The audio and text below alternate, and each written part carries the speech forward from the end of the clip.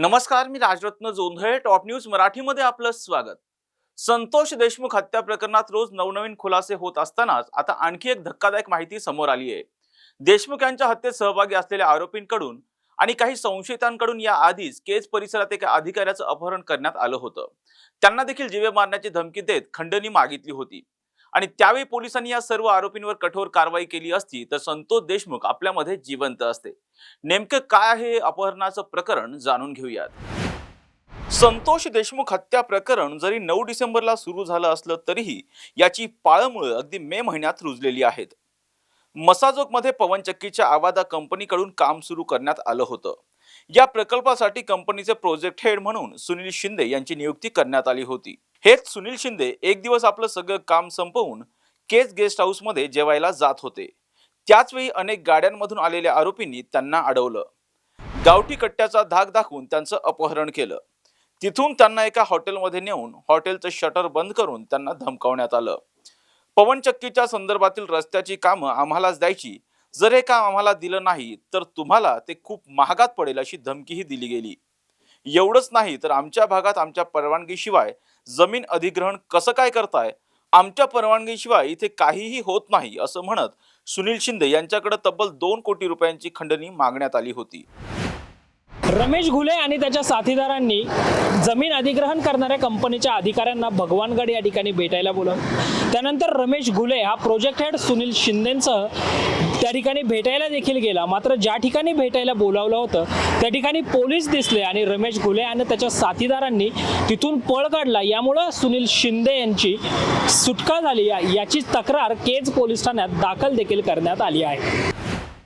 सुनील शिंदे यांच्या अपहरण प्रकरणी रमेश घुलेसह आणखी 12 जणांविरोधात तक्रार दाखल करण्यात आली होती. या सगळ्यांचीच नावं FIR कॉपीमध्ये देखील आहेत. जर सुनील शिंदे यांच्या बरोबरच जमीन अधिग्रहण अधिकाऱ्याला देखील या आरोपींनी 2 कोटींची खंडणी मागितल्याची माहिती आता समोर आली आहे.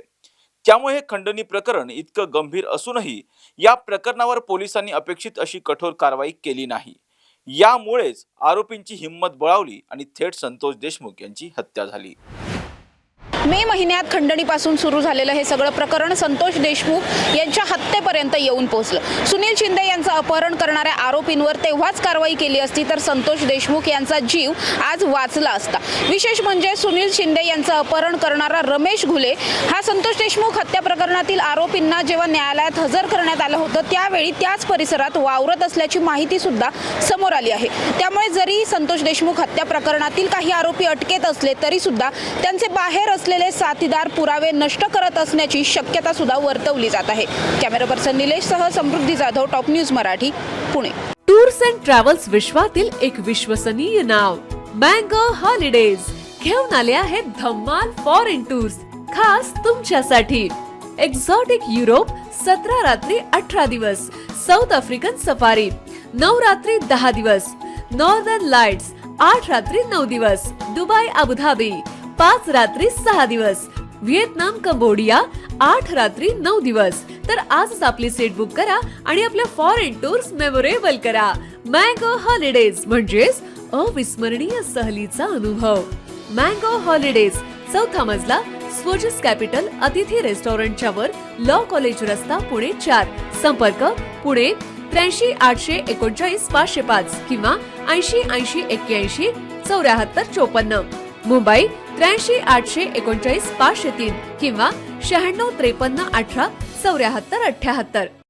Come on guys, hurry up. यार सुन ना, एक ब्रेक ले लेते हैं. Guys, I'm telling you, तुम लोगों को सही से ट्रैकिंग नहीं आता. But that's okay, you can learn. रोज का ढक्कन देना. ये रेड वाला है, सही वाला देना. अबे ढक्कन, पहले तो सही पानी पीना.